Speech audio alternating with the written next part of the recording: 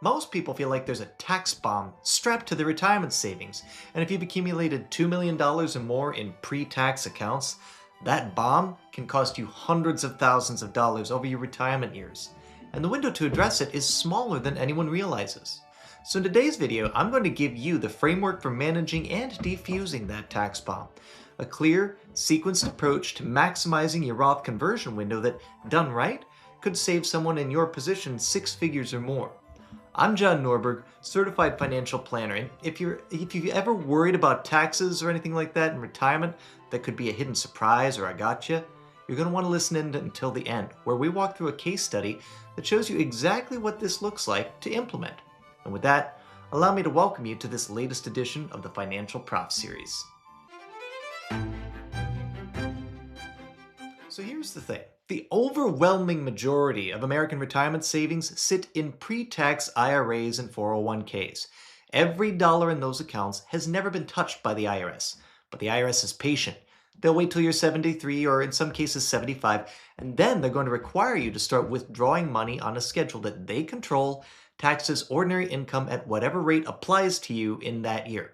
Now those mandatory withdrawals, RMDs, hit harder the larger your balance. The IRS calculates yours by dividing your prior year-end account balance by a life expectancy factor. So at age 73, that factor is 26.5, and a $2 million IRA will generate a first-year RMD of roughly 75.5K. A $3 million IRA, you're going to be looking at $113,000. That's before Social Security or pension or anything else. That lands on top of all of it. Taxes ordinary income, pushing you into brackets you may never have occupied during your working years, and pulling a huge chunk, potentially, of your Social Security into taxable territory, possibly triggering Medicare premium surcharges. And the thing about those is that they materialize 2 years later, like a debt contracted in youth and collected in old age. So for someone with a modest pre-tax balance, RMDs are manageable. For someone with $2 million or more, they can be genuinely punishing. And the time to address them isn't at 73. It's the small window between retirement and the moment those RMDs begin. And it's shorter than it actually looks for four specific reasons. Here's the first one. Most people assume that the Roth conversion window opens the moment that they retire. In practice, the early years of retirement are rarely the disciplined, planning-intensive period that people imagine them to be. Rather, they're the years of decompression, the long trip that kept getting postponed, that home renovation, the shift in spending patterns that takes a year or two to fully understand. Significant discretionary spending in those early years absorb a lot of income typically that would otherwise fund conversions.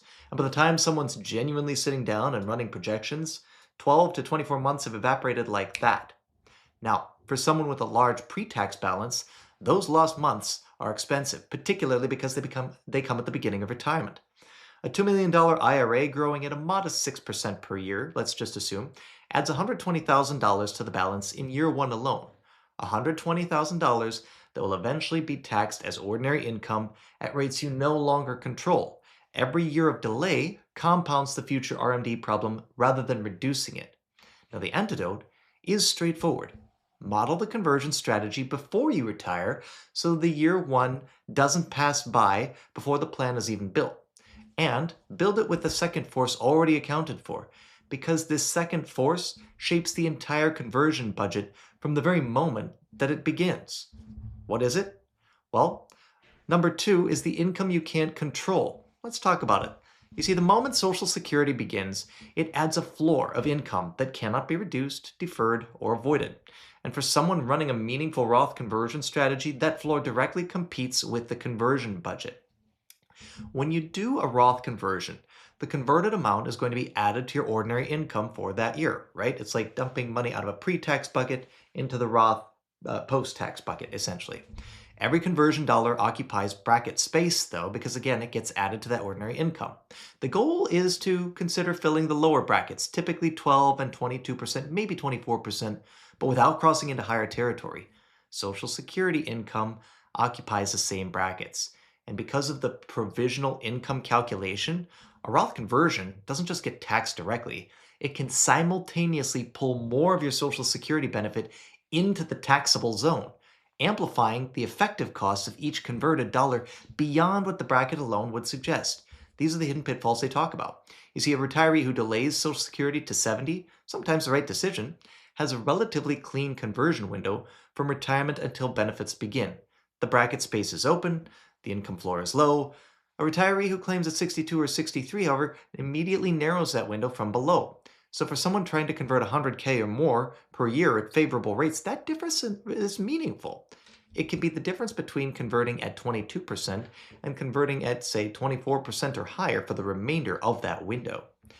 Social Security timing and Roth conversion strategy are not independent decisions.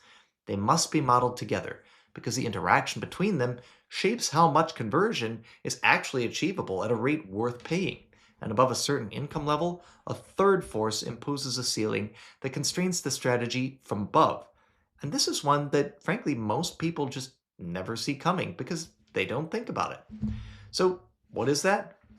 The 2-year surprise, as I like to call it, or as it's officially known, IRMAA, the Income-Related Monthly Adjustment Amount. This is the Medicare premium surcharge that kicks in when your income crosses certain thresholds.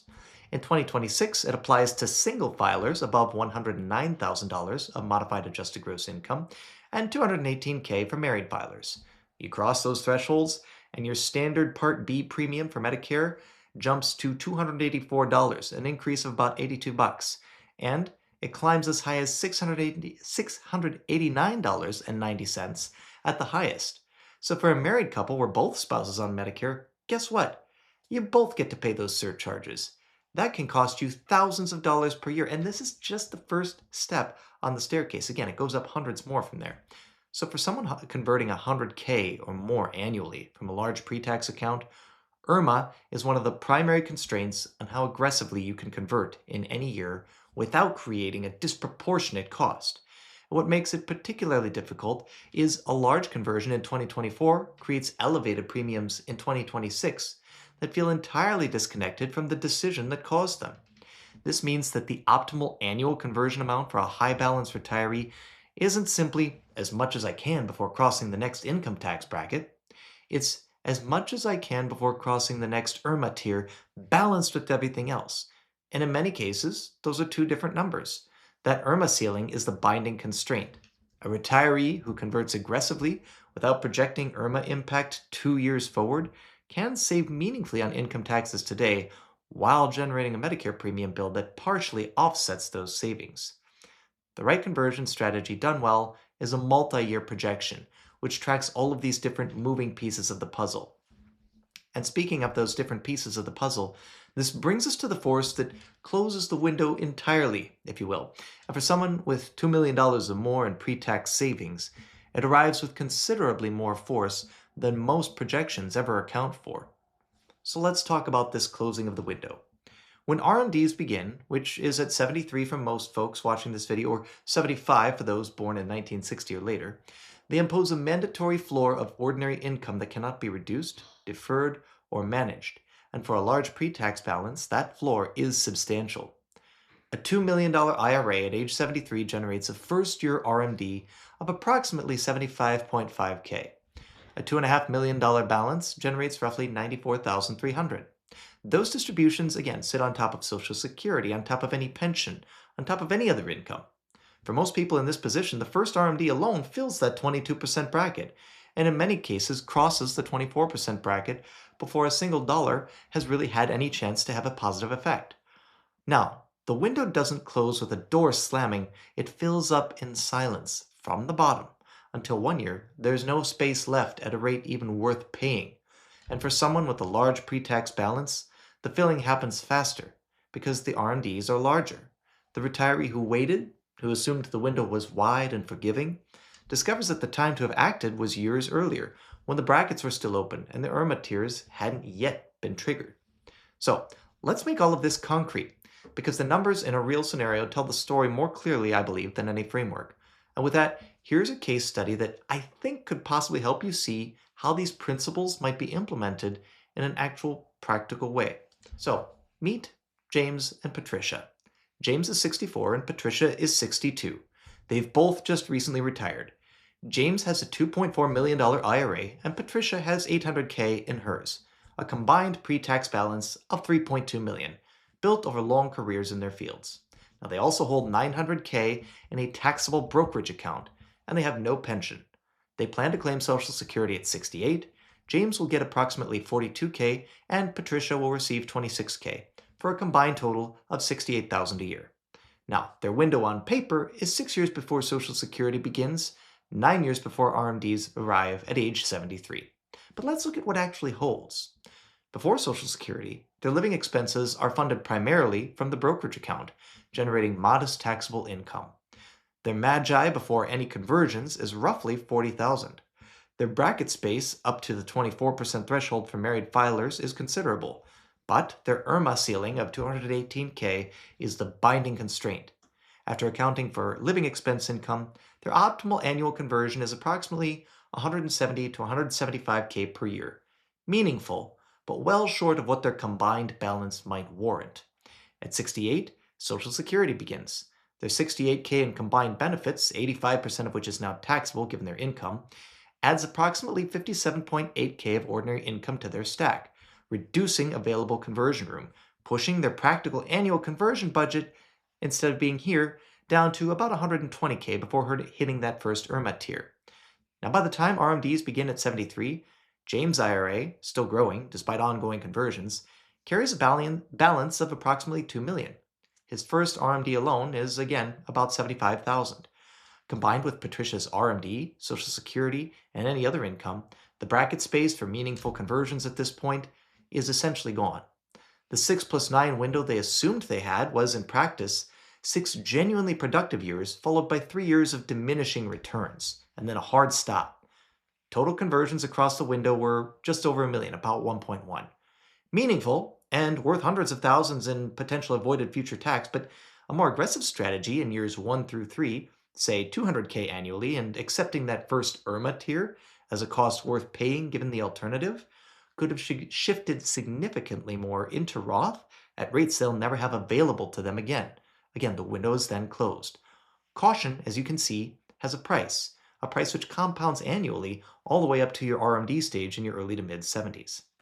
So, the practical principles that emerge from all of this are clear, even if the modeling behind them requires careful attention to detail. Start before you retire. The planning should happen before retirement and not in year 2 or 3 or 4 when you've already lost time that you cannot recover. For a large pre-tax balance, we're talking a few million here, those early years are the most valuable in the entire window. Then you size your conversions against the growth rate of the account, because a modest annual conversion on a $2 million IRA growing at 6% isn't doing much to solve the RMD problem. The account potentially grows faster than the conversions reduce it. The conversion amount needs to reflect the account's trajectory, not just what lands cleanly on this year's return. So you also want to make sure you model Social Security as part of the conversion decision. The day Social Security begins, bracket space narrows permanently. And for someone with a large pre-tax balance, that narrowing is material and irreversible. So then make sure you're also using your IRMAA tiers as your ceiling, not your income tax bracket, aware of what costs what. Again, remember, IRMAA is often that binding constraint, that ceiling, which, if not accounted for, can end up costing more than the tax savings that the conversion itself was intended to produce. And lastly, don't confuse the calendar length of the window with its usable capacity. Retirement to RMDs can be 10 years on paper, but with Social Security timing, IRMAA ceilings, bracket constraints, and living expense income all competing for that same space, the window of genuinely favorable conversion opportunity is usually 5 or 6 years often, sometimes even less. And for someone with $2 million or more in pre-tax savings, that window deserves to be used with intention. You see, the tax bomb really does exist. It's built into the architecture of pre-tax retirement savings. And for people with substantial balances, it detonates with considerable force on a schedule that you don't control. The IRS does. The window, however, is equally real, and it's simply smaller and more constrained than most financial plans tend to account for. Those forces we covered today, the lost early years, the Social Security income effect, IRMAA's hidden ceiling, and RMDs all filling the same space, operate simultaneously. And by the way, if you have ACA, Affordable Care Act subsidies on your healthcare if you're an early retiree, that window is smaller still, but that's for another video. If today's video raised questions about whether your conversion strategy or tax strategy is correct for you, and whether you're genuinely using your window or merely touching it, well, that's exactly the conversation that we'd welcome here at Norberg Wealth Management. There's a link in the description to book your complimentary consultation, and it's this kind of planning ahead that can make a meaningful difference in the tax bill you end up paying in your retirement. With that, I'd like to thank you for watching, and I'll see you out there.